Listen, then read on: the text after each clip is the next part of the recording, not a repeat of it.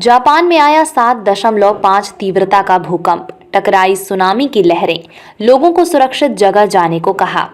Tsunami की चेतावनी के बाद लोगों में इशिकावा, निगाता, तोयामा और यामागाता प्रांतों के तटीय क्षेत्रों को जल्द से जल्द छोड़ने का आग्रह किया गया है।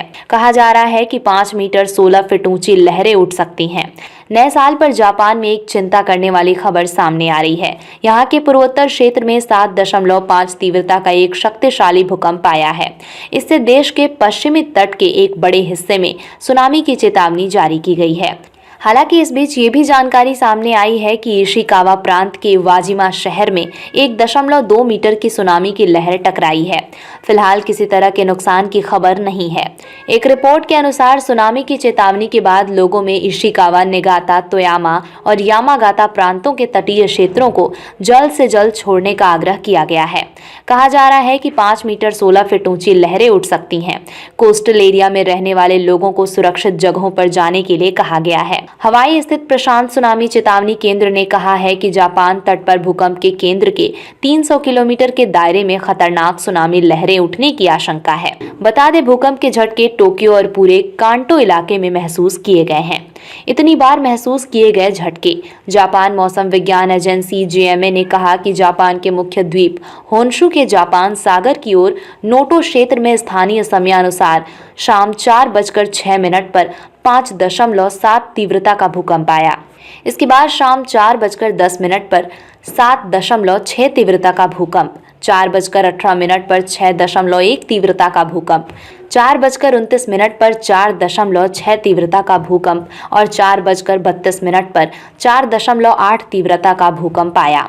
अमेरिकी भूगर्भ सर्वेक्षण ने बताया कि इसके तुरंत बाद 6.2 तीव्रता का एक भूकंप आया। 2011 में भूकंप के बाद सुनामी से हुई थी 18,000 मौतें।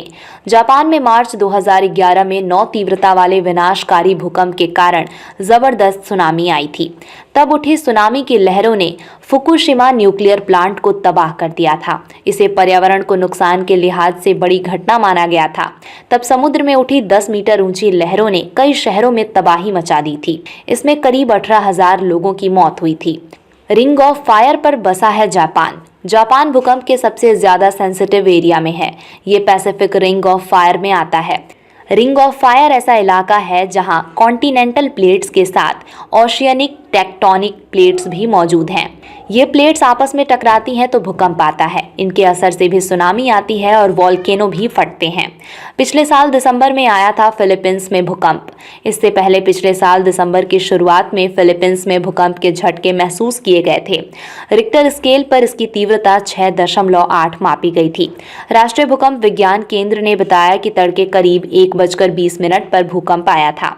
इसका केंद्र मिंडानाओ में 82 किलोमीटर की गहराई में था।